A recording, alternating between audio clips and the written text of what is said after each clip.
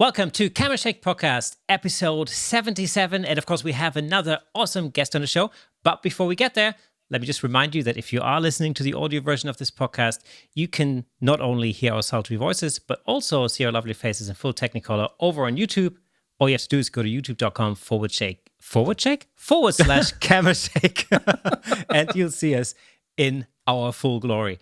Now, that being said, this is Camera Shake Podcast, episode 77, with me, Kersten Nuts, and Nick Kirby. And today's special guest is none other than the music and portrait photographer, Interfit devotee, and fellow musician, as I've just recently found out. Give it up for Mr. Ben Bentley. Ben, man, how's it going? Hey guys, thank you so much for having me. So, what do you play, Ben? I need to know because we're forming a Camera Shake band. Right, yeah. There you go. No, so I am yet another middle of the road guitar player. Excellent. Well, this is why I've got this here. Yeah, absolutely. I was gonna ask you about that before. Yeah, I saw that neck poking in the corner. Yeah, no, that's great. Yeah, no, mine are still in cases. I was actually playing last night, so yeah. Oh, okay, awesome. My stuff is still by the doorway where I dumped it when I came in. When I came in last night, which is why I'm slightly hoarse as well. Right. I am so far out of practice at this point that I can't play a gig without losing my voice. So. Where did you play? So I played at a session that a friend of mine runs sort of semi-regularly, literally just sort of, half a mile down the street from where I live. So very convenient. I don't travel too far to play these days. Okay. So do you play and sing? I do, yeah. So a million years ago, I was in a band, which kind of actually was what led me towards photographing music eventually. But yeah, I wasn't the singer; I was the guitar player. But I wrote a lot of the songs, and in the last sort of year or so, with an awful lot of time on my hands, I kind of revisited some of that stuff and kind of got to sort of I guess eventually sort of return it to sort of maybe closer to what the idea was originally, rather than it being we were a kind of like an indie landfill band, and it sort of, despite best intentions and where I was coming from musically, everything was going through a very popular sort of commercial filter at that point. So no, taking some of these songs back into my own kind of possession and sort of kind of getting back to sort of more so what they were kind of meant to be in the first place has been really fun. It's been really, really nice. And after moving to Sheffield, I ended up meeting a bunch of really, really great local musicians and stuff. And it's been fun to kind of sort of, become part of a wider kind of sort of, community of sort of songwriters here. There's so many talented people in such a small place comparatively. It's really exciting. I love hearing people's music. And it's lovely to be able to go back outside and share that with people and get to listen to live music again. I'm sure you guys, feel the same way about that. Hell yeah. You know, we almost did this to Dave Clayton a few weeks ago. And so in about an hour's time, we may request a song or two from you. A cappella's fine. Excellent. Well, this is sounding good. So I think, Nick, now we may actually have found a singer for the band. So I mean, you've not heard me sing yet, but yeah, no. It is so funny though, because so many photographers I know are musicians, and likewise musicians who love to take photos. And I do firmly believe that those synapses are some of the same synapses that fire. I think totally. Yeah. Completely agree. Where can we have a listen? So these days, I don't have anything online. Like honestly, in this last year, I have only just sort of kind of come back to sort of to doing this even remotely kind of seriously. I was honestly too busy for a very, very long time I'm kind of very much like a whole ass kind of person. And work has just consumed my life for the last decade, to the point at which I would still noodle around playing guitar at home, but I hadn't written or recorded anything literally in about 8 or 9 years until last year. Because hence another cliched story, but we all have plenty of time on our hands, right? So the idea is I've written an EP in this last sort of 12 months, and I'm really eager to actually get that recorded now, and sort of because those songs kind of make sense together, and it's sort of it's a kind of a complete idea at that point. So once that is eventually finished and out there, it's a series of very scratchy demos at this point, but I'm hoping that in the new year that I'll get to actually record that with a friend of mine who's a fantastic producer. I'm also, it was also another thing of like not recording it for the sake of it, but holding on to be able to actually do this with the people that I want to play on this too, which is kind of important to me really, actually, because it kind of ties together thematically a lot of the stuff that I was writing about. So it's one of those things where I've waited 10 years to to produce something on my own as an individual. So yeah, I don't see why another few months will hurt that process at this point. Well, if you're looking for cameo appearances of a bass player and a guitarist, I know one or honestly, two. This is it. The crew list is not complete as yet, and to be honest, like there's different songs that I want different people on for different reasons. So it's all still to play for at this point. I can Awesome. I can feel a Camera Shake collaboration coming on here. Yeah. Nice. Well, there you go. If you said Dave plays too, then yeah, just rope in as many people as you can. I tell you what, we'll get you to sing on the Camera Shake podcast theme tune. Yeah, excellent. That's great. Can you do this? Right, it's got definitely like a 70s adult film kind of vibe. This is absolutely, yeah. Yeah, the funny thing about that was, when we first started this podcast, that was literally at the beginning of the pandemic, when everything was locked down completely and like you weren't allowed to go outside for longer than 45 minutes for exercise and all that kind of jazz. And we came up with the idea of starting a podcast because we really had nothing else to do. We needed a creative outlet, basically. Yeah, I totally get that. And then of course, we were sort of talking about, okay, how are we going to do it, blah, blah, blah. And then we thought, like, we need a theme tune. And so I went, okay, well, all we need is 6 seconds of a theme tune. So I just went and wrote that in like 20 minutes flat. And I wrote and recorded the whole thing in 20 minutes flat. That's amazing. I just sent it over to Nick and just go, here you go. So yeah, it was kind of the complete package. That's great. Yeah. I mean, this is the thing. The interesting thing about this and about having you on the show is actually that there are a lot of similarities between us. I sense because my way into photography was actually also through music. Right. And I really all I did is because I spent about 25 years as a session musician, and then and the way for me into photography was literally just stepping off of the stage and photographing, my friends who were playing on stage. And what I found initially was really two things. One was I instinctively knew what was going to happen on stage, because once you've spent decades on stage, you kind of know how people move. I mean, it doesn't take you long to figure out, This is really surreal hearing somebody else say those words back to me, because I kid you not, I literally said that to somebody almost verbatim. Less than 2 weeks ago, when people ask me about that kind of stuff, I literally have said the exact sentence that you just said. And it's that intuition and it's that kind of being of that world that kind of it does provide a context that I would like to think somehow separates those individual experiences, separate how you look and subsequently present what is going on. And even just that instinctive stuff of, okay, like I know we're coming up to the guitar solo, or there is going to be a drum fill, or what, do you know what I mean? Positioning yourself accordingly for something that musically is about to happen. Yeah, again, I felt like that was a huge sort of advantage, and it always would make me laugh when I would see. And it sounds like I'm throwing shade here, and maybe I'm a little bit, but no, when I still see to this day photographers chasing something that have just happened.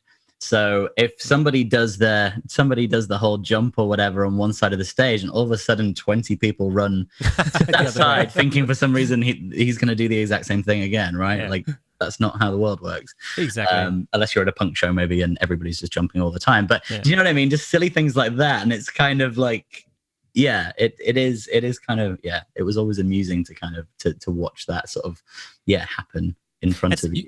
The other thing is that I think once you've spent some years performing on stage and you play with lots of other musicians, you kind of get a sense of how somebody moves, because you've got different. I call them like different types of guitarists. Like some are like stuck in the same spot and they hardly move, and then you've got others who will take advantage of the whole width of the stage, for example. Right. Yeah. And so once you figured out, I think within the first song, you've easily figured out. Yeah, it becomes very apparent very quickly. Yeah, exactly. And the same with lead singers. You know, drummers don't really move that much, but you have very flamboyant drummers, and you've got drummers who really hold it very much together. Yeah. So, you know, you get a really good sense. And it was really interesting for me is because I talk a lot about concert photography in like, you know, in a camera club setting, for example. What's really interesting to me is that whenever I talk to other concert photographers or music photographers, it's interesting to see how, you know, techniques differ sometimes and how they kind of match. You know, for instance, my camera setting, one of the most common questions I get asked when I do a talk on something like that is, you know, what camera settings do you use, you know, in a concert situation? And it's a very interesting thing because, you know, I've compared what I do with some other people and they have a completely different idea as to what works for them, you know, so I find it quite interesting. Yeah, honestly, and that's it. And I think ultimately, if everybody was doing it the same way, then yeah, there would only be need for two people, just because one person can't be in place at the same time, right? So no, the fact that there is still so many people out there shooting that kind of work is down to the fact that they, to some extent, there is some variations on the theme and whatnot. And I must admit, over the last few years, with the big. Bigger that sort of festival stages have gotten, and sort of the more and more people that have been accredited to shoot them, the appeal of standing shoulder to shoulder with sort of 30 other people to take long lens shot from 50 to 60 feet away, that doesn't quite grab me the same way which it once kind of would. But no, the idea of then having to work around that and actually do something else to bring something to the table, that's where that kind of sort of starts to get exciting. And I think at that point, yeah, like that, I like a challenge, and I'm definitely a problem solver in that regard. And sort of, yeah, the idea of doing something different and bringing something else to the mix that isn't the same as what this guy here and this lady here and whoever else is going to end up with, right? Like it's, yeah, that's the challenge at this point. Yeah. Do you have a particular strategy that you have when you go to shoot a concert? So it kind of differs depending on what the purpose is really, and the output and what the imagery is going to be used for. So for quite a long time, for about 8 years or so now, I've been one of the photographers at the NME, and sort of as a result of that, because it was a glossy. It was the biggest print publication, music publication in this country for decades, and the privileges that afforded was that we got great access. We for the most part, we weren't restricted to 3 songs at the beginning of the show, and we would have on-stage access, and we would have time to negotiate these venues and sort of, do you know what I mean? I was getting stuff from places other people physically couldn't get, and therein lied, in my opinion, therein lay sort of, yeah, what became interesting about telling those stories was it wasn't just simply that same single vantage that people were seeing from just dead in the middle of the stage from the pit or whatever. And I mean, and that is different again, shooting a music story editorially through to shooting when you're on tour with an artist and you're essentially shooting the same band in similar looking venues every single night, and that becomes a different set of challenges in itself, whereby which you are really working hard by show 3 or 4, once you know that set inside out, to not shoot the same images. And like I quite like the challenge of that.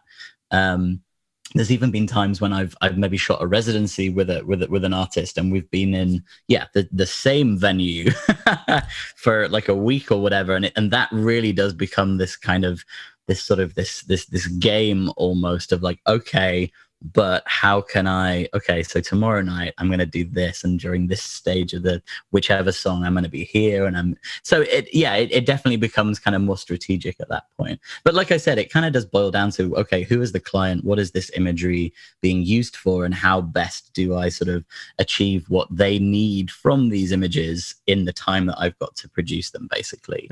Because quite often when you're on tour with an artist, you're basically shooting imagery that is going to be used on a day-to-day basis, potentially for social stuff, but you're also looking for those hero shots which are going to sell next year's tour, basically. So you're looking for those probably quite wide established kind of full stage shots with a crowd who are just absolutely in tears, on shoulders, arms in the air. Do you know what I mean? You're kind of there's sort of a shopping list within that sort of within that brief for certain kinds of stuff that you just know inherently has value. Those kind of moments are the reason that you are there, in order to be able to provide them, whether it's the management company or the label or whatever, with that kind of imagery, to be able to do this again in 6 months or 12 months or whatever, and so on and so forth. This is one of the things I always mention, in that context, is really the pre-planning and the being prepared for things. That really makes it all, like, my strategy was always, whenever there was a limit on 3 songs, for instance, was really, I would basically I would start the first track with like a mid-range type of focal length, like a 24 to 70, and what that would do is it would give me those medium shots, and I'd be able to figure out what the musicians on stage are doing and what they're like as personalities, and I would get a sense of how they moved. And then on the second track, I would switch to, let's say, a 70 to 200. I would go for the more the close-up kind of shots. And then for the last track, I would go super wide with like a 14 to 24 or something. And then in my head, that would be a clear structure, and I would, that way I could ensure that I get all of these different type of shots by the end of it, and I wouldn't basically run out of time, because that's a really easy thing to happen to you, like when you only have 3 tracks. Well, no, for sure, especially if it's a band who are playing 3.5-minute songs, right? Like that's less than, it's barely 15 minutes of your life, which is from start to finish, which is not long at all. So it is. I think everybody has to develop a strategy or a workflow that makes sense for them. I know for a fact the moment at which I started shooting with 2 bodies fairly early on changed things completely, right? Sure. Because all of a sudden I was just trying to remove obstacles or things that were eating up my time and whatnot, and sort of would allow me to sort of just keep this thing moving and whatnot. Because there's nothing worse than being on your 70 to 200, for instance, and being like, oh, holy crap, he's right in front of me and he's going to do this. Yes, exactly. Yeah, do you know what I mean? Like, I've seen that happen to people, and thankfully I've not got any real horror stories about that, but I've seen people in vain with their 70 to 200 trying to photograph the singer who's now on their knees in front of them, filling the entire frame. And it's I don't know, that breaks my heart. So the idea of being able to just simplify things to the point at which, if you can remove the obstacles that you are in control of, then you can focus on dealing with the sort of I'm a big believer that shooting music, for the most part, especially in smaller independent venues, is more of an exercise in troubleshooting than it is a lot of other things at that point.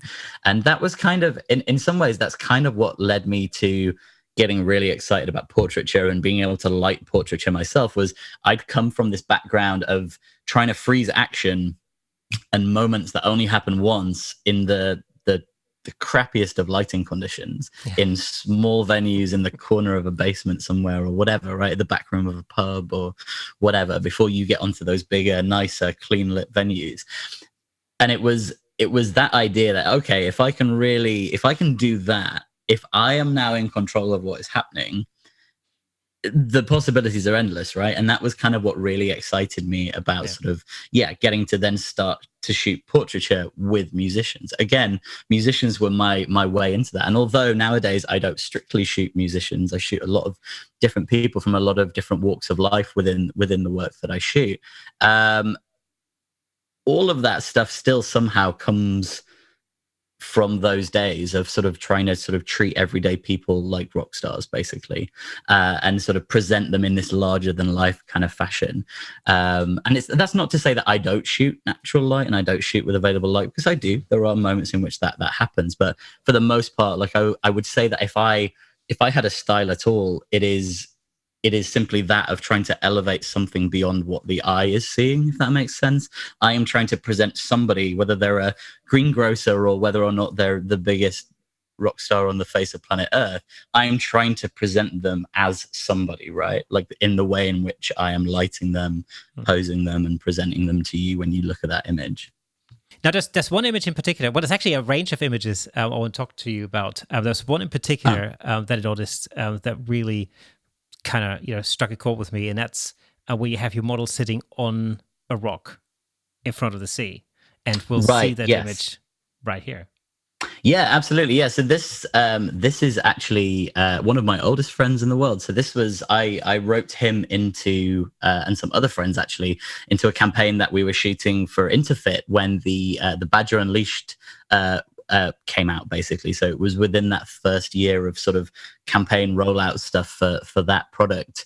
And the idea was obviously, yeah, it's a location strobe, which is genuinely powerful enough to use outside, assuming you're not in the midday sun, right? So it's not quite as powerful as the bigger S1 heads, but it is still a formidable location strobe. Yeah. So we were up in the northeast of England. So this is up on the coast, up in a place called Staithes, which is this really, really beautiful sort of fishing village, very, very picturesque. But what I kind of always loved about it was that the rocks and whatnot right there in the bay kind of have this almost rusty kind of look to them. So I guess sort of it's a chemical thing combined with the actual type of stone in that area.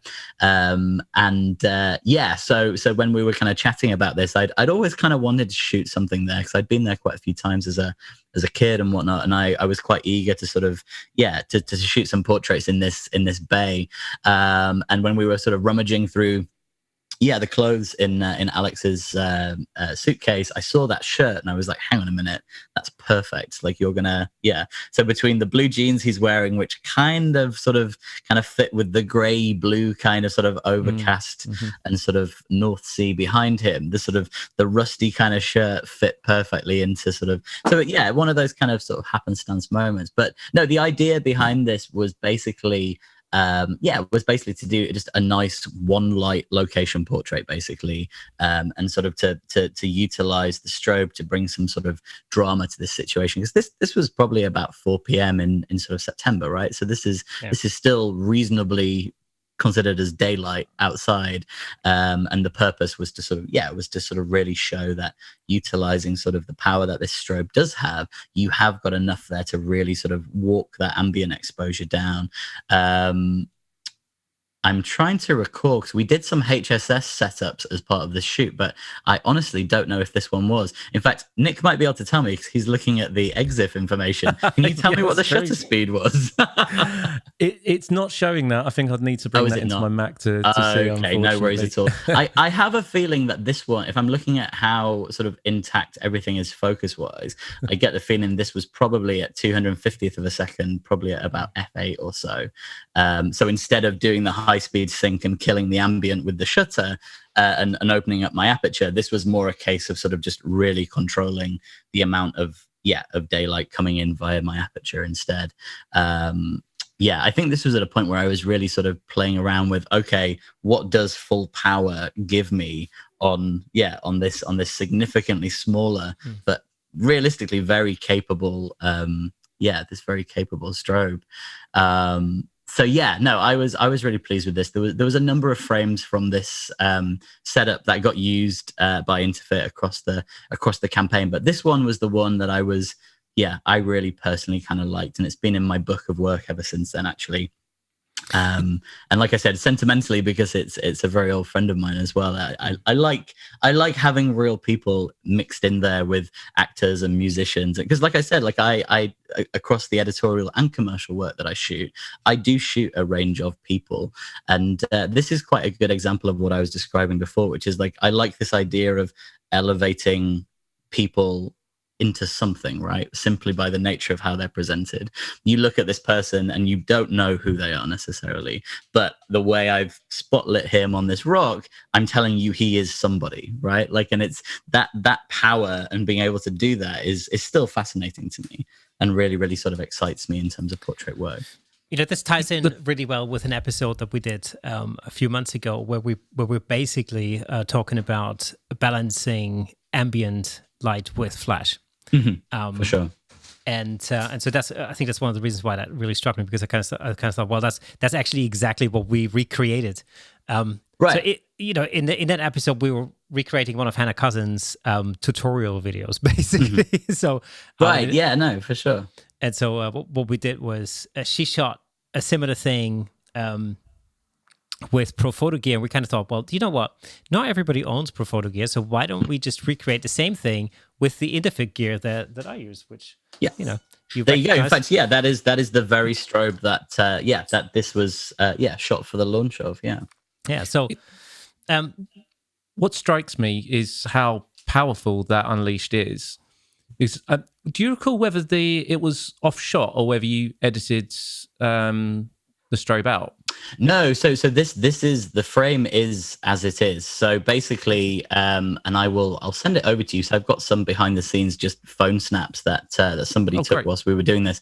But no, basically what I tend to do, and again, it's one of those sort of semi-controversial things. If you choose to get upset about these kind of things, I shoot a lot of my portraits wide, like whether it's 24 or 35 mils, especially if it's an environmental portrait, which is a lot of what I do. Quite often it's the context that the person is in, which is as important and is as much of as a part of the story, as the person, right? It's the two halves of the story.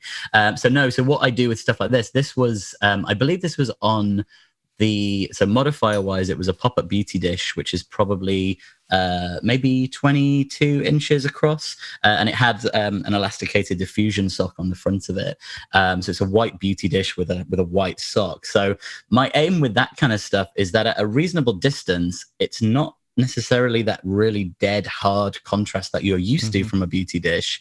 I can kind of offset that and dial that in a little bit by the proximity that I get it. So what I tend to do is I tend to boom something like that right in, and because I am going wide, I don't deal with that issue necessarily of having to end up comping out sort of a C stand and a boom arm and whatever. In this case, the person assisting me was literally, I think, had it under their shoulder, just telescoped out and literally just had it boomed in where I needed it. Gotcha. So the beauty dish is just out of shot, basically. So it is in front of camera technically, I guess, at that point, but it not sufficiently at that field of view that you would have actually seen it.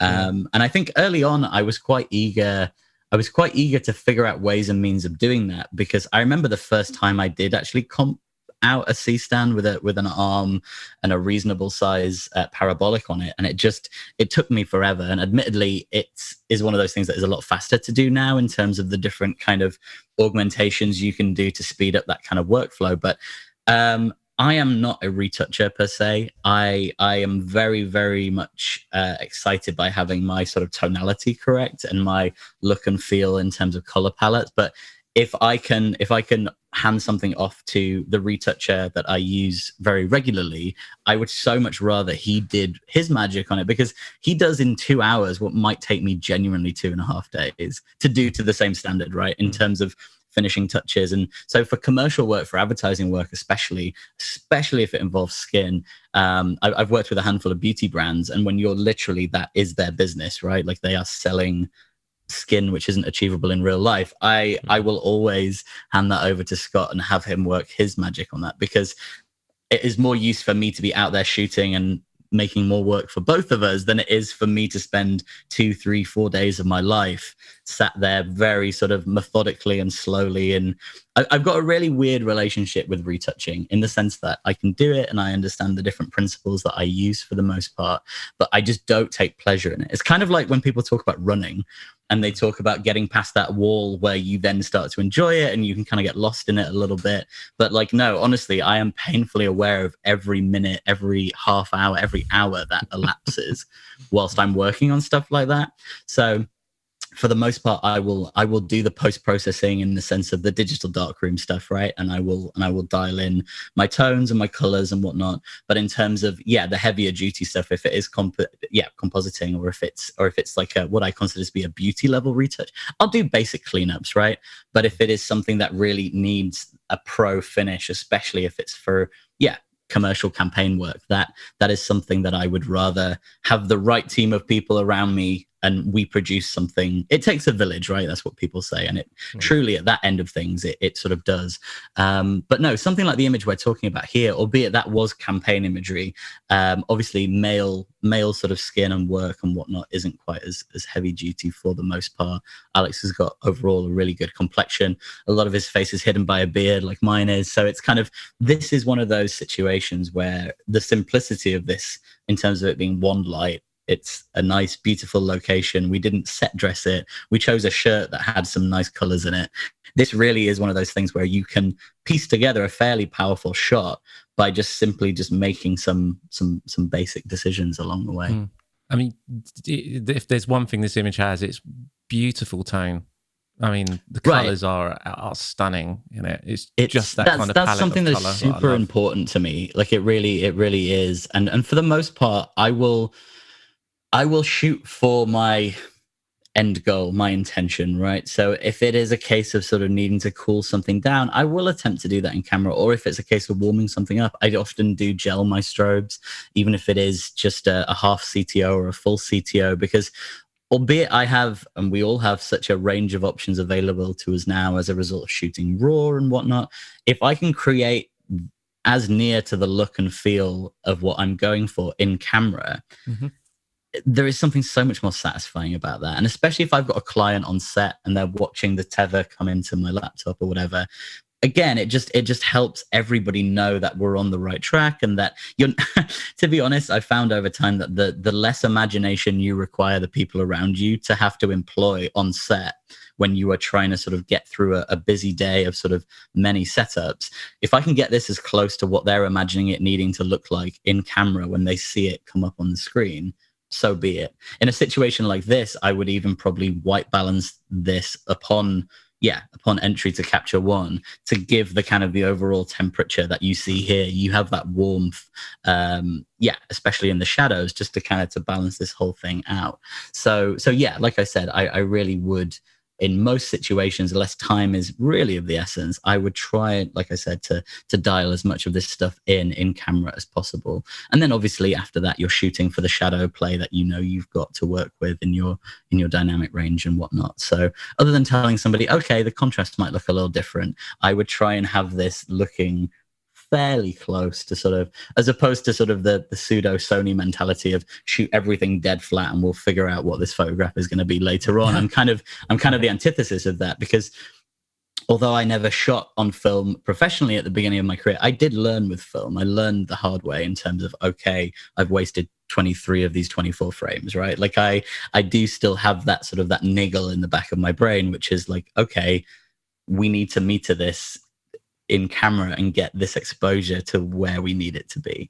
And obviously, at this stage, there's no excuse not for doing that, because we can see things full screen. That's one of the things I love about the Nikon mirrorless cameras now. And I've got very used to very quickly seeing an ambient exposure, at least in my viewfinder, right? Like, and the comfort that comes from that, it does just genuinely remove just that extra few seconds of kind of, when I'm building a shot like this, and first of all, I am dialing in my ambient to then add the flash to it. Again, it just sort of, it really does streamline the process. And that's a really interesting thought, especially, if you consider some of our listeners maybe not necessarily that, used to balancing ambient light and flash. It's the trick really is to start with the ambient light that's available for you and dial that in to where, I wouldn't even say to where it's correct, but more where it's aesthetically pleasing to you. Because one of the things I like, and this is what I see in some of your pictures, is you make the deliberate decision to dial the ambience down before you then apply the flash to the subject. Precisely, that's it. And again, like most things, right? If you shoot for a highlight, you've got information to play with. Whereas if you do make the decision, which I do in some situations, I do make the decision sometimes to blow the background out.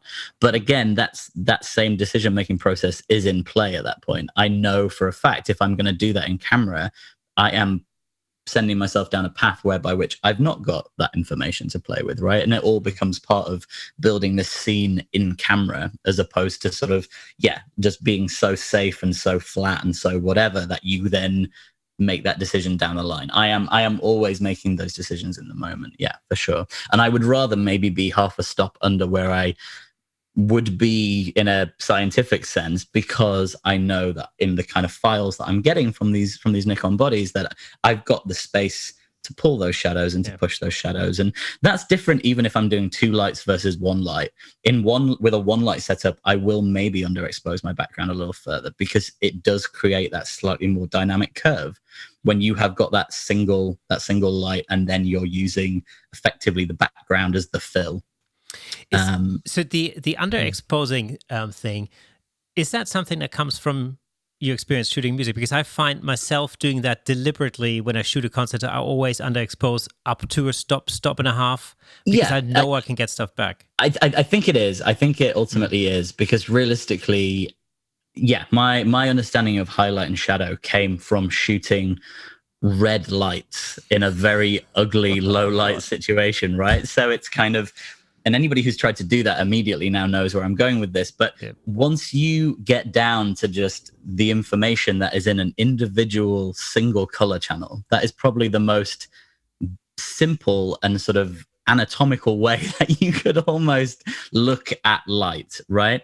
And when you see what does and doesn't work and what does and doesn't retain information in that channel, my understanding of everything else kind of explodes out from there, because realistically, that was the circumstances in which I was first employing my understanding of, ISO, shutter speed, aperture, right? So, I think, the very long answer to your question is yes. I think shooting music and knowing that I would rather have a sharp shot that was underexposed that I can then push and potentially introduce some noise or whatever. I would rather see a noisy shot that was sharp and was interesting as opposed to looking at something being like, oh, well, that's really well exposed, but I wish his arm wasn't blurred, right? Well, like it's kind of, exactly. It's one of those things. Like I would much rather have the information to play with and be able to nudge it at the risk of introducing artifacts and whatever else, which nowadays with this kind of stuff, you're shooting at 100 ISO, I can push this 4 stops and it's not going to look like the kind of garbage that we had on sensors 10, 12, 15 years ago, right? Like it's horses for courses at that point. Red and blue lights. The bane of my red existence. and blue are horrible. but then again, it's really funny because every time I change camera, I always end up using like a live music scenario as like my benchmark in my mind, truly, for like how far this technology has come. Oh, absolutely. And honestly, it is wild because there is stuff now, and I see younger people who are getting into shooting music and whatever. I see images that they're sharing from those kind of lighting conditions where I'm like, honestly, and without sounding like the old guy in the room or whatever, 10 years ago, that file wasn't something you would have kept in your selection because it was just mud. And that's really exciting because I think the further we get away from there being technical limitations on this stuff, that is just, again, like I keep saying, just streamlining things, right? You are getting to the point where truly your skill set and your ability to look at this and present this and capture this the way you as an individual are going to do that, that is all that should matter, right? Like we've kind of democratized the gear stuff because you have professionals using the same equipment or very similar equipment, at least, to people who are literally in college or whatever, right? Like that stuff is out of the window. It's all to play for. And that's only going to keep getting better as time goes on, because even the consumer cameras at this point are out shooting on a technical level the spec of what pro bodies were doing, right? And so it's kind of, that's another one of those things where it's like I really tried 7 or 8 years ago to get out of the mentality of thinking about that stuff and really kind of focusing on, okay, what am I genuinely bringing to this equation, as opposed to the pixel peeping and whatever. And admittedly, certain updates in technology do become exciting and do offer practical applications. Like I said, like the mirrorless bodies are the most interesting thing that's happened to sort of full frame cameras for quite some time. But that being said, does that allow me to do the bit that I am bringing to the table, right? Like all of this stuff has to come full circle to that same idea and that same principle. So yeah, I think it's one of those things. Like I said, no matter what kind of work I'm shooting, on some level, my approach is dictated by how I got into this, which ultimately is, like I said, trying to make the most of a bad situation with bad lighting in a small venue somewhere in the north of England. and I mean, it is, as you say, it's all about problem solving. The biggest issue in music photography generally, especially when we're talking about indoor venues, where everything is pretty much dimly lit, the lighting conditions are ever changing and totally unpredictable because you're shooting stage lighting and whatnot. And then you have your subjects are insisting on moving at the same time. That's terrible. How awful of them! Yeah, I know, right? To try and bring some enthusiasm to their performance. Exactly. Can you just stand still? Yeah, just hold it there for a minute. 5 seconds. Yeah, Turn okay. your head slightly to the left. Yeah, can we hold that for 2? Just exactly. Okay. Now you can play the bridge. Yeah, that's Look at my fine. hand. Move your head slightly to the left. Bring your shoulder towards me. Yeah, that's good. Can you squinch for me a little? I think though, like as much as we're laughing about that, I think that is why over time I have still enjoyed shooting live stuff as well as shooting the portrait work, is because both of them kind of feed into the other one in the sense that you don't become so locked into a mentality and a workflow that you end up alienating yourself from, I have to keep thinking about it. Yeah. Do you know what I mean? Like there are times when there has been sort of periods of time where I maybe haven't shot as much music work and I've been shooting a lot of portraiture. And then all of a sudden it's this strange palate cleanser to then go and shoot a show. Because again, it's like, it is almost a left brain, right brain thing. It's the same equipment. It's still my arms and it's still my eyeballs, but do you know what I mean? Like it is a different situation, and sort of, it's kind of humbling in some ways, because you do have to just, you have to just relent that the situation is the situation. And you have to get into that other headspace, as opposed to, me very much micromanaging where every single portion of light and shadow is sitting and where that is, where that is laying within the frame. It's definitely kept me on my toes over time. It's one of these sort of, it's one of those things where you basically live in two extremes. Like you have one situation where you have zero control over the lighting, and then the other extreme where you can control everything. Right, 100%. That's it. And and I mean, I think that's kind of it. That's kind of my personality actually overall. I think if I was to get slightly introspective there, I very much live in, if I'm doing this, we're doing this, right? Like I don't do anything I'm not interested in. I've got to be fully invested, otherwise why are we doing this? I kind of firmly believe that if you don't completely care about whatever it is, then there is somebody out there who cares more than you do, and that will show through in what they do. So it's kind of, that's exactly it. So yeah, I think, like I said, those two polar opposites have kept me, I don't know, kept me sharp in a certain way, with no pun intended. As soon as I said that, I regretted that. Yeah, they have kept me sharp in the sense that, like, I haven't become so immersed in just one workflow and one approach, right? Because I know I always feel different rocking up to shoot, I don't know, whether it's an actor or whoever in a hotel room and you've got 20 minutes. I always feel different doing that the morning after I've just been at a show with like 10,000 sweaty kids, right? Yeah. Where I thought I was going to die and somebody's pint of a dubious green liquid has come flying or whatever. Like all of that stuff, I don't know, somehow centers me or brings me back to some sort of zero that allows me to then, do you know what I mean? Without getting so lost in the sort of the higher stakes production side of things. Yeah, we've spoken about this before. It's the same kind of thing of, you know, while it's great and important to niche down on what type of photography that you do, it's just as important to do as many different types of photography to a certain extent to keep that, not only that level of interest up, but you learn new things, you try things out, and you start bringing those across into whatever it is that you do niche down in.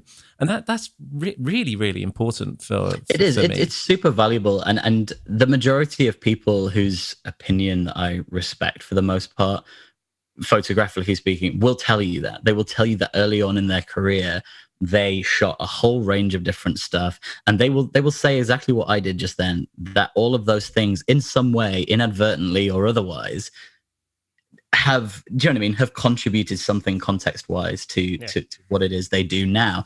And I think that the tricky thing is, and again, I see a lot of this, and I have always lived in the fear of that being me somehow, there is the risk of showing all of your stuff in one place, right? Like, and sort of confusing anybody who is looking at you for a specific purpose, because there is no client out there from a professional point of view who wants to hire you to shoot we want motorsport, we want landscapes, we want my cousin's wedding photographing, and we're also going to shoot next week's cover of Rolling Stone.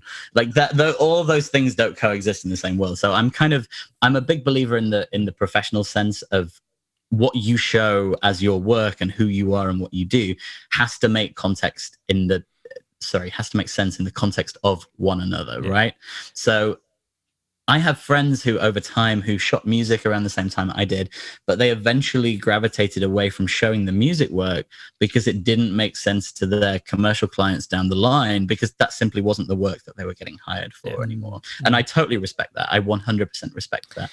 But for me, albeit that stuff, the music stuff isn't as forward facing on my site when you go onto it as it once was, it is still there in the context that, I do still work for music publications. I still shoot for record labels, but I shoot both of those kinds of work for them. I shoot the portrait stuff. I shoot the press shots, the album cover, the whatever.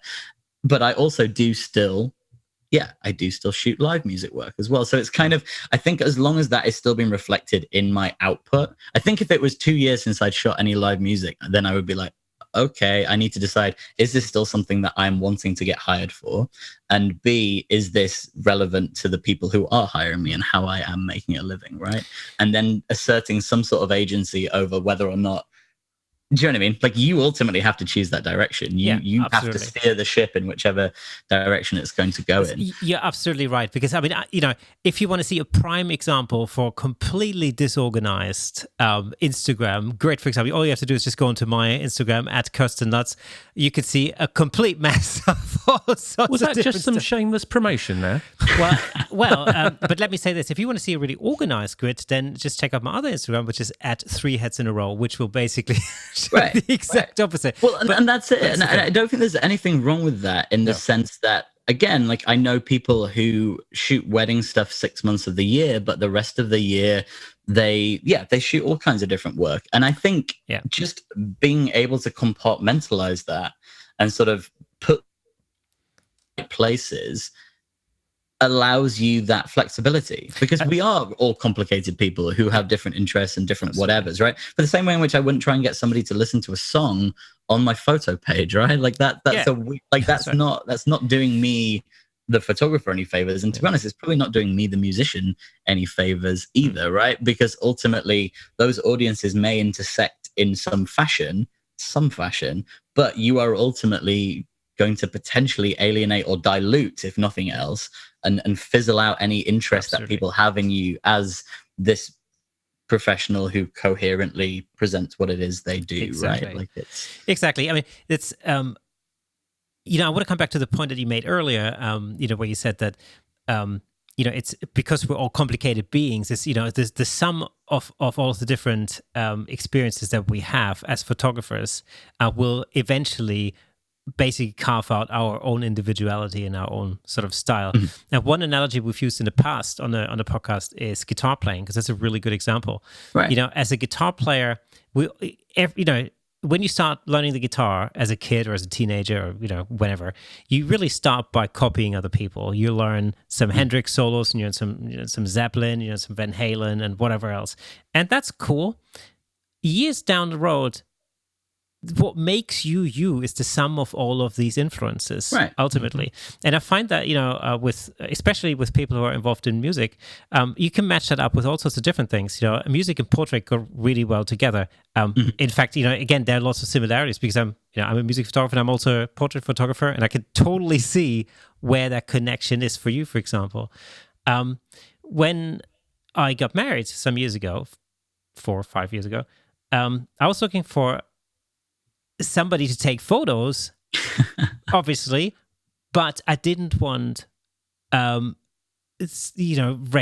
I wasn't really interested in regular like wedding photographs, and so I was looking for a music photographer, because I kind of thought, well, I want somebody who's used to shooting music, because I wanted to be more fly on the wall. I wanted to be more creative, different, and so I eventually found someone through a mutual connection, because I saw his. He shot a band called Hacktivist, and And I saw those band images. I kind of thought, I want that guy. These images are wicked. And so, I was introduced, and he came and shot my wedding. And it's fantastic. And the photos are different from other wedding photos that I've seen. Right, for sure. That's exactly it. And I think it's like within any of these genres, there is a style that establishes itself as the same way in which in music we have pop music, right? I know we keep coming back to music as the analogy, but there will always be people chasing a trend and whatever else. But yeah, all of a sudden, a roots musician or a blues guitar player or whatever playing pop music is going to sound totally different to whatever, right? And vice versa. But no, on a personal level, the parallels continue between you and I, because at the moment, literally, my fiance and I are trying to choose somebody to shoot our wedding, and she was like, this is on you, because you're the one who is or isn't going to be able to live with this decision. That's it. So that's it. So it's kind of funny that you say that, because that kind of has crossed my mind that do I want somebody who is going to approach this more so the way in which I would potentially approach it, or is that my ego and my whatever getting in the way of somebody genuinely just telling this story for us in a way that I can't even imagine at this point? And so I'm kind of in this weird sort of struggle, this dialogue with myself about that at the minute, because obviously, again, you've got one shot to try and do this, right? Well, that's it. And of course, as photographers, you probably have the same experience. But I remember like people asking me all the time, like, who's going to shoot your wedding? Like, who's going to be your wedding photographer? I was like, well, I'll find someone. It's surely not going to be me. Right. Well, no, honestly, and a couple of people said that to me over the weekend at the photography show. That I don't know how far in the future we are at this point by the time people hear or see this, but yeah, a few people said that to me, and one guy just turned around to me and said, Christ, I wouldn't want to shoot your wedding. And I was like, what does that even mean? Yeah, exactly. Am I that much of a, I don't know. Maybe I am. I think I need to find somebody I don't know, doesn't know me, which is very easy to do. There is a lot of human beings on the planet. So yeah, I think that's maybe the approach I kind of want. I want to find somebody who I see something in their work and I like that. Yeah. And then we remove all of the trappings of all of the other kind of nonsense maybe. And, but anyway, sorry, that's a little bit of a tangent, but no, I just thought it was funny because like we said, these similarities in our sort of paths and stories keep presenting themselves. If I were you, when you do find someone where you like their work and you think that's a guy I want to talk to, don't tell him your name. Give him a different name. We'll get I'll get Sydney to send the email rather than me maybe. But no, honestly, like it is one of those things. There really is part of me that feels like, oh yeah, it's either you go with somebody you know and trust intimately and you have known forever, or like you said, like you choose somebody who you really do see exactly what it is. And it's also down to your own sensibilities, I think, for me, for instance, it was important, I think, that I had somebody who was a music photographer, really, because that's my sensibility. Mm-hmm. And so, when I came across Daniel's imagery, actually his band imagery, I kind of thought, I like the eye, I like the way that person thinks. I like the way, he approaches these sort of things. And that's kind of what I wanted for my wedding photo, and as an end result, actually, there's two things that happened. And again, stuff we talked about on the podcast before, but two things happened. First of all, my wedding day was the wettest August day since 1945. And the original shoot that we had planned, the idyllic shoot and like an oldie worldy bridge, blah, blah, blah, was very Jane Austen. Jane Austen crossed with James Bond, I believe. Nice. But so because in your mind's eye, you've got this idea of like, oh yeah, it's going to be bright blue sky, and it's all going to be beautiful and sun and all that kind of jazz, because that's what you see every other wedding photo to be. But on my wedding day, on our wedding day, it was just raining cats and dogs, as they say over here. So, and so I'd given up on that part of the shoot. I went like, okay, well, let's just forget about that. It's rained out, but we're just going to stay at the house and we'll just do whatever we can do here. It's all good. And then Daniel, my photographer, went like, well, I'm good. I'm good to go. Like, if you want to. And so, and I looked at my wife and she was like in her full wedding dress. She goes like, yeah, I'm good too. Like, okay, let's go. Let's just do this. And, and as an end result, of course, the resulting images are really quite unique because, we're rained out. We're wet. like dogs, you know, you can see the raindrops in the air. It's just, you know, but, you know, I don't know anybody whose wedding photos look like that. And, you know, as a consequence, we look at those a lot. You know, they're in a little wooden box on our windowsill, and we take them out very regularly. We look at them because they're really so unique. And I don't know a lot of photographers who would have got through that trouble, who just, you know, but somebody who knows how to, you know, what it's like to be dripping of sweat in a venue will go, I don't care. Or soaked in a field at a festival or whatever, exactly, right? Like it's that can do, let's make this work. Exactly. Like, you are there to make this happen one way or the other, right? And it either involves getting wet or it involves being laid in the dirt, or do you know what I mean? Like, it just doesn't, And so that's awesome that you inadvertently, without realizing it, chose somebody whose attitude in a situation you weren't anticipating was exactly the attitude you needed. Exactly. That's very cool indeed. So when do you get married? So in January, So I'm actually moving to the US. So my fiance is an American citizen. I've been going back and forth to California for sort of over 10 years now. And then ironically, I ended up meeting a girl in London who was from there. It kind of exploded out from there, really. And it was fortuitously right before I was due to be there for like sort of a 3-4 month stint. And it kind of, the distance pre-COVID, the distance was not a thing because both of us were traveling regularly and whatnot.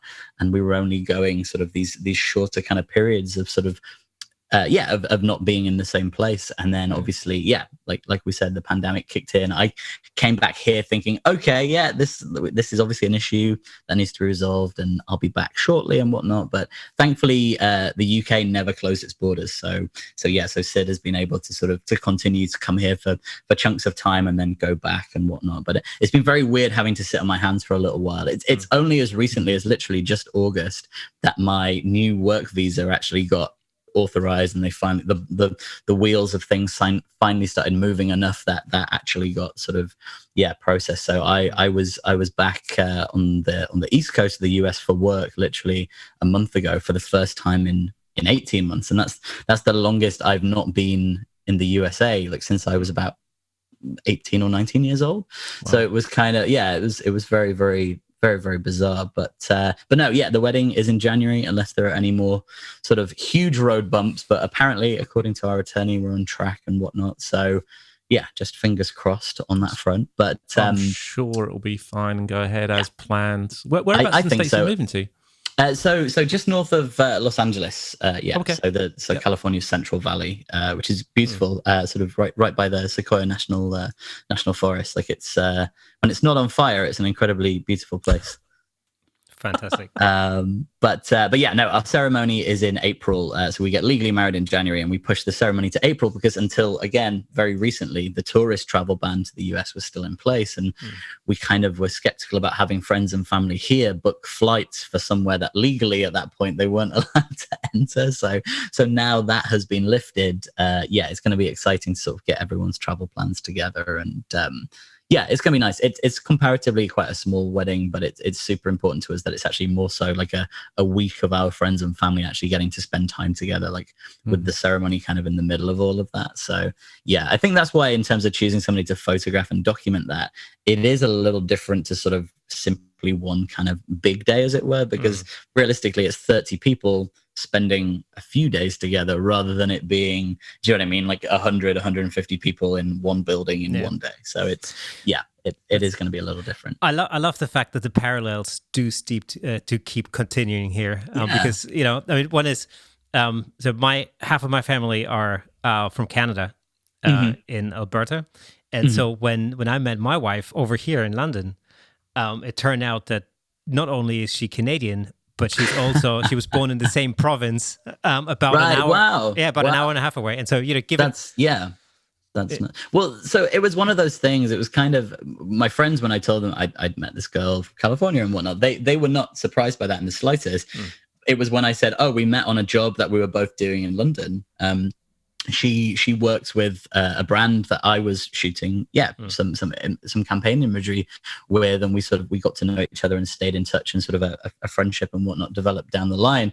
But yeah, it was the fact it happened here as opposed to, because they've been familiar with the fact that I've been out there for different stints of time over the last decade or so.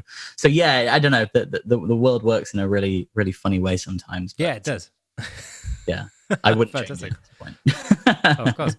Now, I want to talk to you about another one of your images, because Sure. that just came to mind because we were talking about red light earlier, and that's the heaven image where you shot. So this is a poster for a single by a great British pop band called Denova. So this was an artwork shoot. So this was part of a session which was designed to basically create a number of different setups for them to use during the campaign for a single launch, basically. So this frame here that they ended up absolutely loving, which I'm really pleased they did, because this was something I kind of talked them into towards the end of the day. And this is how a lot of these things go, right? You've got the stuff in the bag that was mood boarded and art directed and whatnot. And then eventually there was we'd been talking the whole time about like, okay, is there a way to incorporate motion without it being really contrived or it looking like someone's GCSE photography project or whatever? And there is such a fine line between that stuff, especially when you're starting to incorporate color and whatnot. And so they were the shoot wasn't designed to be tied into a music video in the sense that it needed to look like stills from a music video, but they were wanting just to thematically tie in terms of color palette, all of the artwork, the photos, and then subsequently the video for this same single. So I said, look, hang on, we've got this huge black. We're in a sort of in a seamless studio, but on the other side there was the black curtain, which is used to sort of to deaden the background and whatnot. And I said, okay, what if we literally just isolate you completely in this black, and then we just really subtly introduce the green and the red, but we're going to do a slow shutter rear sync kind of thing. So basically you're going to move pretty vigorously for about a second, and then the flash will fire and we will. So this is one of those where it was kind of, it was a fairly last minute thing to sort of to throw at them, but they're great guys, and I've worked with them a few times now, and they're usually pretty all in, because I've not steered them wrong so far, right? So it's kind of, we're at a stage now in that relationship where if I say something that some people might be like, hang on a minute, what, you want me to swing my head around like a crazy person for 2 seconds? Do you know what I mean? Some people would be like, well, no, I'm not going to do that. That sounds ridiculous. But these guys kind of trusted me, and I really quickly showed them, just literally I put the camera on a tripod and I would just had my assistant waving his arm in front of it, and I showed them what the two lights would look like as they intersected. This was basically two lights at a opposing 45-degree angles, right? So you've got back left, I think, and then front right.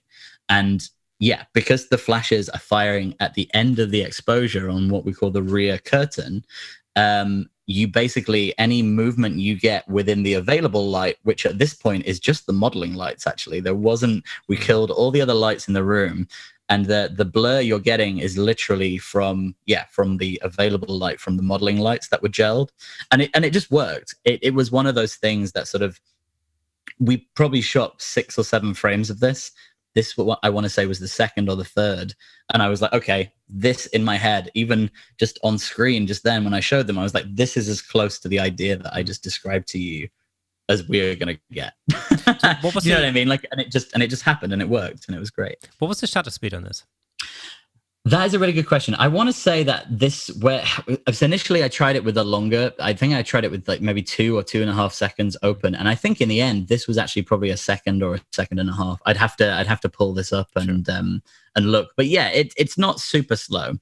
I think we're probably at like F9 or F10, fairly high power on the strobe. So this would have been a couple of my Interfit S1s, which are sort of the 500 watt mono lights. which even when I'm working indoors, I still use those because I love not having cables and not having to worry about where power is and stuff. And it's just so much easier to move between setups using battery strobes. I mean, as you guys know, but for anybody out there who is currently living cable hell and kicking things out and unplugging things and whatever, if it's just the tether cable I've got to look out for, that's fine. One cable I can deal with. But when I used to use my older Bowens gear, which had like the big travel packs and stuff, I just constantly, me or somebody else, if it was the makeup artist or my assistant or somebody, inevitably would boot the power cord out of one of those strobes, and you'd end up having to wait for it to cool down, and then you dump the power when it turned back on. And anyway, long story short, going cable free was great. And in situations like this, shots like this, which I convinced them into doing kind of fairly last minute, become viable because I literally said, right, let's move these strobes to here. I'm going to get you to throw that gel on this one, this gel on this one, and then we're going to do it, right? Like the simplicity of being able to make that happen very quickly leads to stuff like this being able to be a thing, right? It doesn't have to become a line item on a brief to necessarily be able to do something like this if the moment kind of strikes. And that's what I kind of love about working with musicians, especially if it's somebody who is willing to sort of have a dialogue and a communication and whatnot. The sum of its parts is what I'm interested in, right? Like I'm not so much interested in what I can do on my own. I love the idea that a lot of these shots are essentially only possible because everybody involved contributed something. And that to me is interesting. It's the same as playing in a band, right? Like it's that thing of like that group of people doing this thing together yields something that is different to what any one of those people could do on their own. Yeah. So the sum of how much direction did given that you got 4 people in the shot and the type of shot that it is, how much direction did these guys need to get that right movement at the right time? Yeah. So once we'd posed it, the only sort of the literal moving part at this point became, okay, it's one thing if you're standing still and you guys are on these different angles and you're in these different positions, but what happens then when we incorporate people moving off of the axis? So what I did in the end was I got them to keep their feet firmly rooted where they were. And then in theory, any movement that was taking place was happening pretty much in the upper body, mostly the shoulders and the neck for the most part. And what that also does is that also stops the entire image from becoming a blur, because essentially if you've got full body movement and people doing really exaggerated over that, you just end up with a mush in the middle, right? Whereas here, you kind of in the middle of this frame, because we knew that all of this stuff we were shooting with plenty of negative space because there was going to be some artwork of some sort from one of these setups. So because we've got the negative space above, and we've obviously got the lower section where they are still, the movement and the blur is kind of what draws your eyes into the middle of this frame. So in terms of direction, it was just a case of figuring which way people were going to turn their heads and just choosing a start and an end position. So we were aiming to basically have different people's heads facing different directions at the end of the shot. And what I liked about this one is, so Kevin, who is the singer, is at the front of this frame. And I quite liked in the end the idea that we had everybody other than Kevin looking to camera, because it's kind of this trope within music photography that the singer is always just eyeballing the camera and whatever the other guys are doing doesn't matter, right? Like people are just looking at the singer, which is a nonsense kind of concept. So I kind of liked the idea we were subverting that a little bit. And sort of, even though he was at the front of the frame, he's the one who isn't making eye contact with you. But again, the sort of fact his head's pointing down at a 45-degree angle just creates another set of lines within this kind of composition, really. If you were to draw the lines between like where the heads are pointing when the flash finally fired at the end of the exposure. Now, talking about flash, of course, you've been working with Interfit for quite some time. Yeah, it's been a while now. I think 2017. I started a conversation with them, kind of out of frustration to some degree. So like I said, historically, I'd used Bowens for quite a few years, but they were heavy and they were old, and it was at a time where the monolight stuff was getting pretty good, and Profoto had the B1 at that point, and I was getting to the point where I was hiring those shoot by shoot rather than taking my own gear. And in some of those situations where there wasn't a ton of budget, I was actually sort of swallowing some of that rental cost in some of those situations, because people were like, well, hang on a minute, like we know you've got X amount of equipment, and that was factored into the rate and whatever. So I was stomaching the cost in certain situations of just having these really simple, great monolights, right? Like these 500-watt monolights. And I was literally sat there with, I think, 3 of them in my basket on the Profoto site, about to purchase these, kind of just staring at this number in front of me, just being like, this is a lot of money for what it is. And I was like, I keep renting them, so I'm throwing dead money at that, right? And this is a weird thing to say out loud, but I had this moment where I was like, there has to be something else out there, right? Like, I tried not to do the thing that a lot of people do with Apple, for instance, where it's like the cult-like following of a brand has resulted in people just ignoring the fact there is an entire marketplace of alternatives, right? And I was like, this is enough money that I need to do my due diligence at this point. I knew that at that point Elinchrom didn't really have anything, because I had a couple of friends in a similar position who had tried Rangers, but you were still taking the packs. And I was like, whatever I buy next, I don't want separate battery packs, right? Like, I need to move away from that. I need built-in monolights that I can take a battery out and recharge. And honestly, whilst I was kind of doing the digging, it felt almost too good to be true, but I started to see people, admittedly on smaller blogs and different sites and different forums, talking about these Interfit S1s, which had literally just come out, I think, at the end of 2016, at least in Europe. I think they maybe came out in the US in the January of that year. But I watched everything I could find and I could see, and I was like, okay, these look great. The results look great, but I was like, okay, so maybe it's the build quality. My only experience with Interfit as a brand at that point was when I was a student a long time ago. I worked in Jessop's as a weekend job, right? And I remembered that we sold these home portrait kits, right, for people to take pictures of their babies and whatever. And it was constant lamps. They were as hot as the sun. We used to use one to take the passport pictures with, right? And that was my only experience. I was like, how is this same brand? Because I was seeing professional results saying, yeah, this is like a pro flash from this brand that people have kind of dismissed as this just cheaper entry level whatever consumer brand, right? And so anyway, so I found an email for Lorne Gray, who is the European marketing director. Surprisingly easy to find. And I was like, well, this is a good sign. And I just fired him an email just saying, look, where is there in the UK that I could literally go into and I could actually see these in person, try one of these S1 strobes out, and sort of see what I think. And the conversation just kind of developed from there. And he looked at what I did and stuff, and he said, well, to be perfectly honest, like, I'm more than happy to send one of these to you. Let me know what you think. If you don't like it, put it back in the box and send it back to me.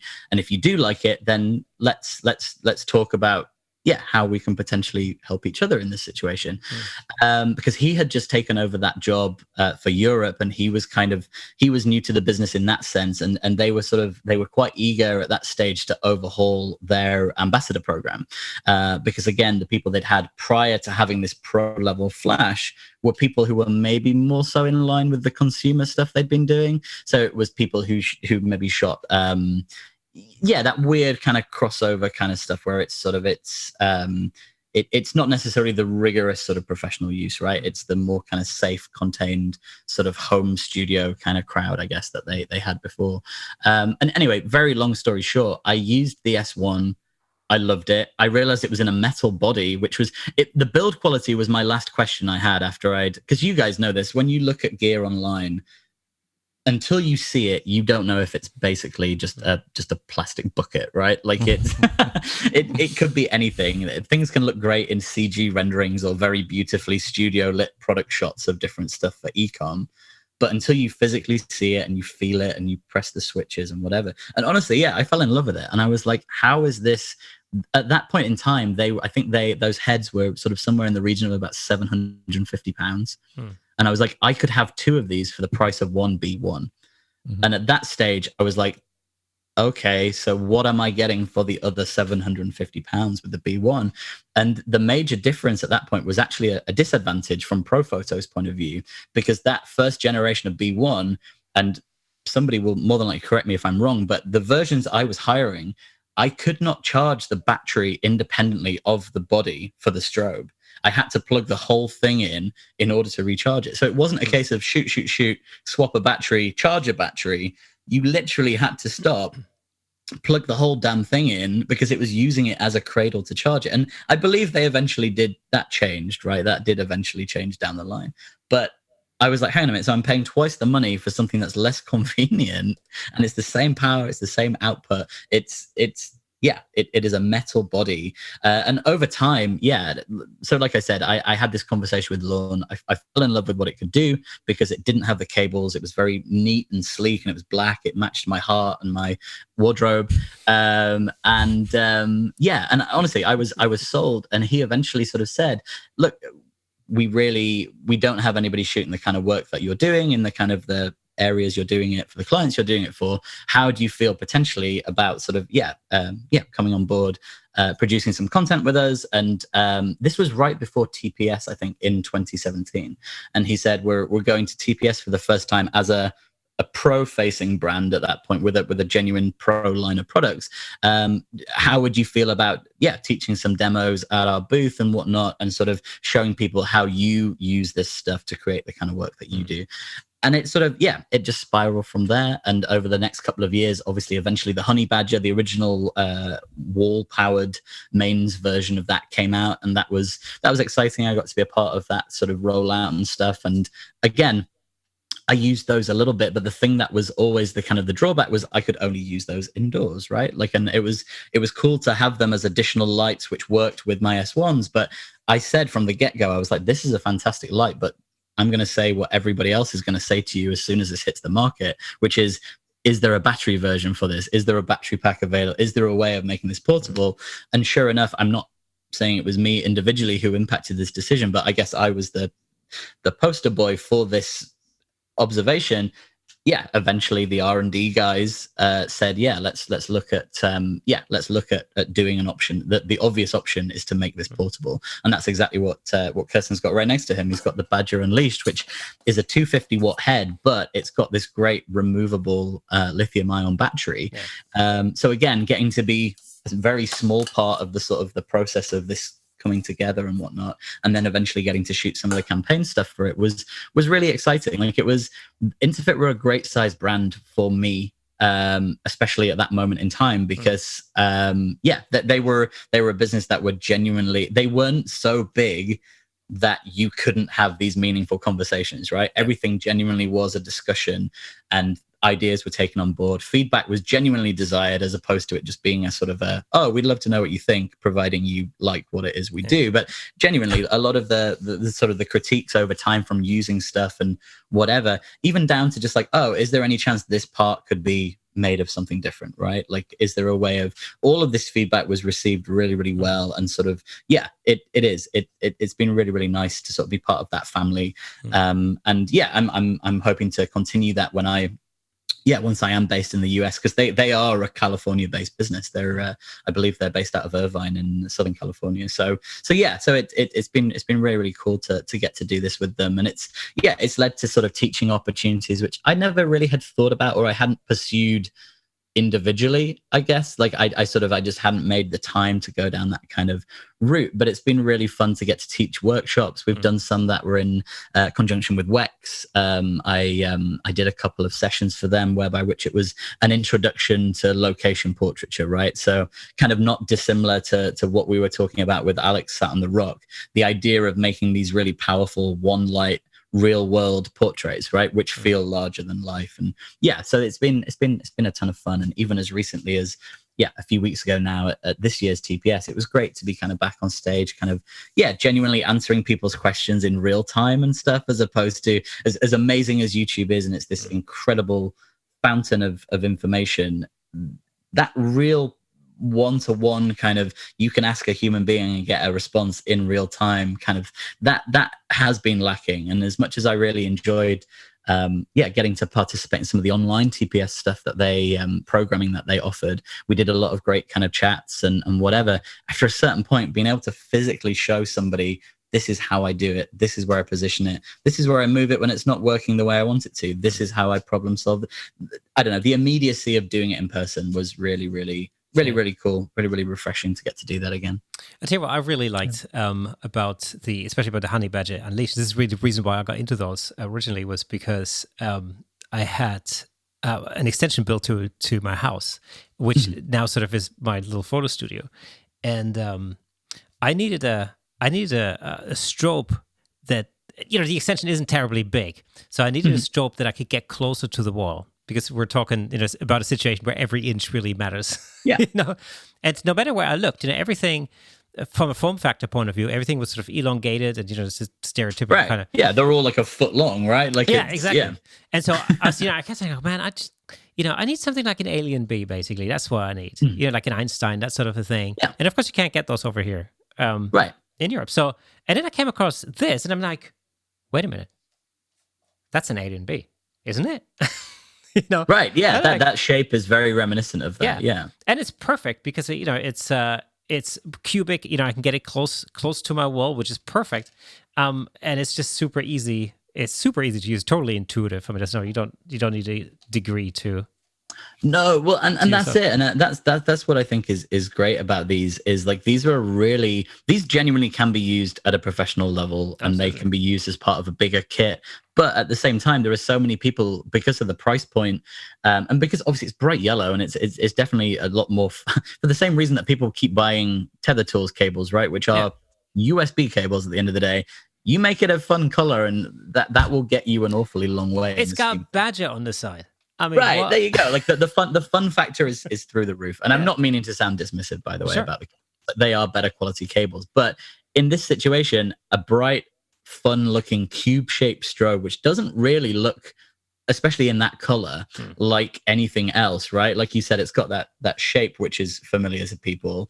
But yeah, like it's always been a talking point at the shows. But the actual performance is what kind of blows my mind, is that these really do hold up against the full-size pro grade flashes. But no, these have been a really nice segue for a lot of people who maybe didn't necessarily see themselves as being lighting people or whatever, right? Like I always hear people say that at the shows, and it's funny to me because that doesn't exist. There aren't lighting people and non-lighting people, right? Like we're all photographers, and it's just down to how you use light at the end of the day. But because these are so much more fun, I feel like people genuinely have taken the step, and they've kind of fallen in love with it, because they've realized, like you said, like you don't have to be a NASA grade engineer to get really, really cool results out of these. Like it's super simple to operate. And also at the end of the day, like it's not taking up an entire room of your house. Like I think I maybe said this to you guys at one point, but there are times when I will pack a kit, which is 2 of those Unleashed heads and 1 of my S1s. And that fits in the same size bag, which I can travel with very easily if it's a sort of a fast and loose kind of thing. Fits into like a normal size photo backpack, right? Like it fits in my Think Tank Streetwalker hard drive, which is a normal size bag. And before, the idea of having to do a 3-light setup usually meant you were kind of bringing the kitchen sink. Because if I'm bringing a case big enough for 3 of my S1s, I'm bringing a case which is big enough for 8 of my strobe. So it's like, well, why aren't you going to bring every? So yeah, even just simple stuff like that, like they are genuinely small, but at the same time, like we showed you with that photo with Alex, like you have got enough power to do the outdoor work properly. You maybe can't fight midday sun with 250 watts, but that's not who these are being sold to, right? At the end of the day, like it is a different option, but it is a very versatile option used in a lot of different circumstances. I mean, to be honest, I haven't really come across a situation where I haven't been able to use this. Right. We've used this. I mean, Nick and I, we've used this for many, many, many projects. Anything from light painting to outdoors portraiture, to also different things. I use it. I use it for my 3 heads in a row project for all of those portraits. It's I like it. It does say a lot about a company when they come out with a bright yellow flash. That's right. No, for sure. That's exactly it. And I think in some ways, because, and this is me speaking as an individual at this point, and this certainly isn't reflective of how Interfit would describe this, but it says to me a lot about a brand who aren't so far I don't know, down the rabbit hole of their own mythology and how seriously they take themselves. Exactly. Because like I said, the S1 was the first real foray into a pro level flash, right?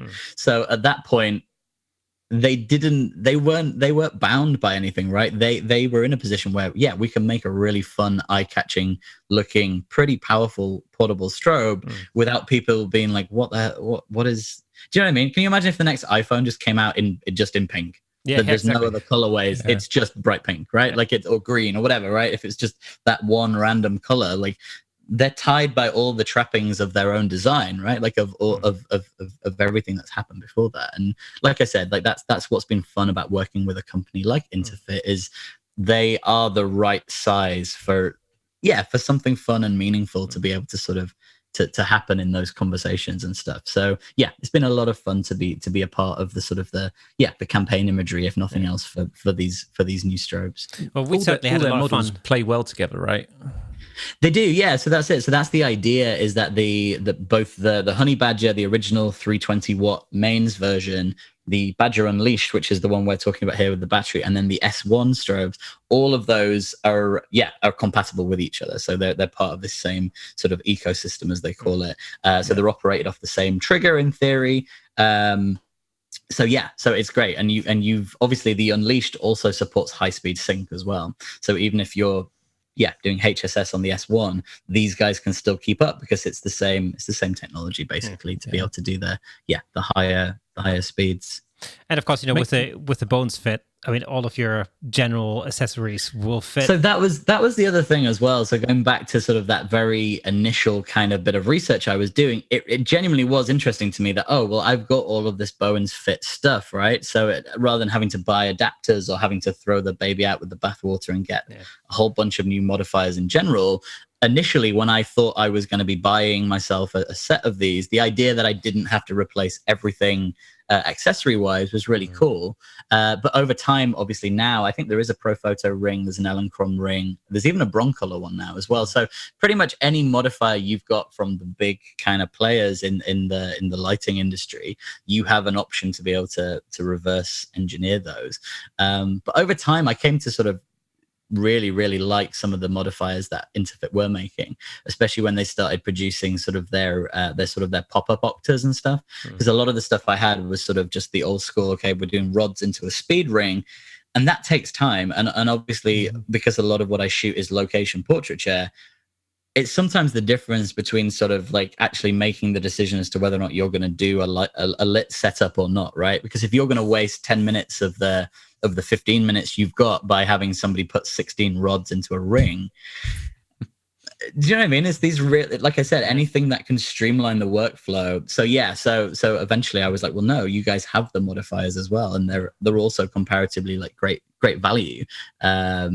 Compared to, again, so if you look at sort of even like the Photex soft lighter and stuff, which became super popular because it was a great modifier, even the simplicity of that umbrella kind of setup became this different animal altogether. So when you guys see me using the parabolics, effectively that's very similar to that same principle. It is just a 2-second up assembled, and then you've just got an elasticated diffuser over the front of it. And for the location stuff especially, I really do believe that if I can just trim down anything that is sucking time and not adding truly to the experience and to the image that we're creating, if I can't see the value of the time that was spent in the image, then that's do you know what I mean? That doesn't sit well with me. I need that to be present, because if not, there is a better solution. And that's the problem solving part of my brain that kicks in at that point. So Ben, you've got a couple of workshops coming up, I hear. Tell us a little bit about that. Yeah, no, absolutely. So we're waiting to confirm dates, but before the end of this year, I'm going to be teaching some location lighting workshops. So in partnership with Interfit, we're going to be doing everything from simple one light location setups all the way through to actually a slightly higher production value multiple light setup in a real world location. So it's going to be 2 separate days. The one light day is going to be aimed at people who literally are getting into shooting that kind of work for the first time. And then the second day is going to be, like I said, like more of a production scale kind of shoot, basically with multiple lights, balancing that against ambient and different weather and whatnot. So they're going to be available for up to 8 photographers on each course, and it's going to be hands-on. It's going to be genuinely really, really exciting to be teaching in real life again and doing this stuff in person.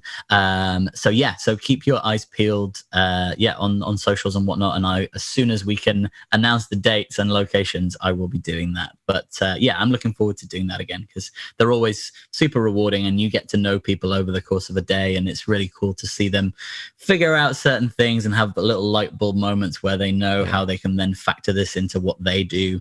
And also it's an opportunity to try a bunch of gear that you might not necessarily get to try out before you buy it and whatnot. So getting to use a different kind of modifier and see what a deep octabox does versus a regular square softbox or whatever, and really seeing that practical application and stuff is a lot of fun. And like I said, just sort of solidifying people's knowledge. So there'll be like a beginner, intermediate kind of day, and then the second one will be more so people who are trying to step up to like a higher production value level and sort of shooting with multiple lights on location.